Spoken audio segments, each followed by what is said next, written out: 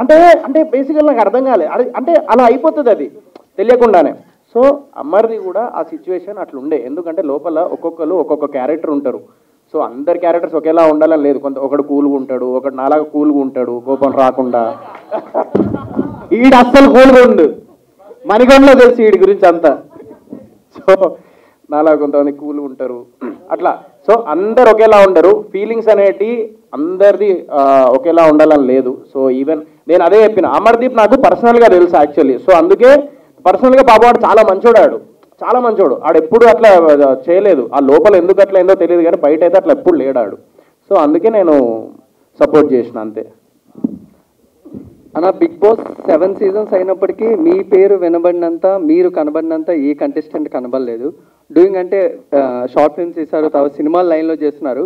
ఇప్పుడు మెహబూబ్ అన్న చెప్పినట్టు సక్సెస్ ఫామ్లో ద టీమ్ మేనేజ్మెంట్ అంటారన్న మీకు ఎక్కువగా అంత ఎక్కువగా కనబడుతున్నారు కాబట్టి సినిమాలతో బ్యాక్ టు బ్యాక్. అలా ఏం లేదన్న, ఇది అంటే ఒక్కటన్నా, నేను సినిమా అనేది నా లక్ష్యంగా పెట్టుకున్నాను కాబట్టి డెఫినెట్లీ ఓకే, ఒక ప్లాట్ఫామ్ వచ్చినప్పుడు నేను యూటిలైజ్ చేసుకుంటున్నాను. ఆ యూటిలైజ్ చేసుకున్నప్పుడు చూసి మళ్ళీ ఇంకో ఆపర్చునిటీ ఇస్తున్నారు.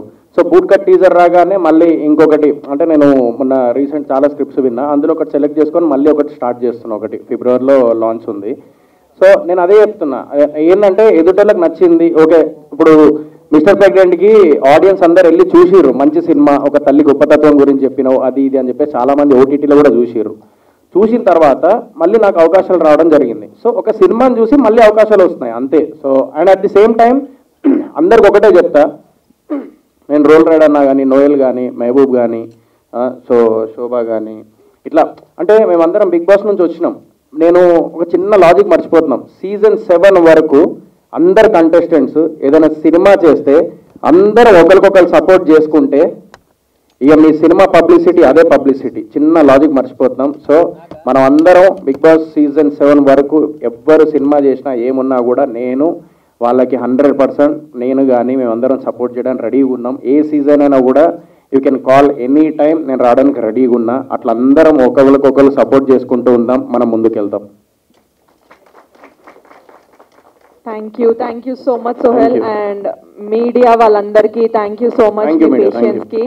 Thanks a lot and to all our guest, మీ అందరికీ కూడా థ్యాంక్స్ వచ్చి సపోర్ట్ చేసినందుకు and wish you all the best for Gammath. Thank you.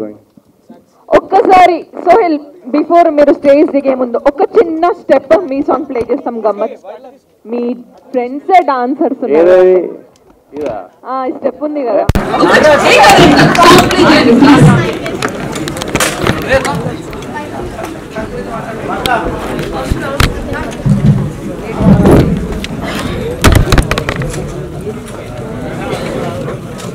Hello అండి, నేను మీ Venkat. Please subscribe to India glitz. Hi, నేను మీ Shweta Varma. Like, share and subscribe to India glitz Telugu. Hello, నేను మీ Hameeda. Please subscribe to India glitz. Hey, this is Sumanth Ashwin. Please subscribe to IG Telugu. Comment చేయండి, share చేయండి and like చేయండి. Thank you so much.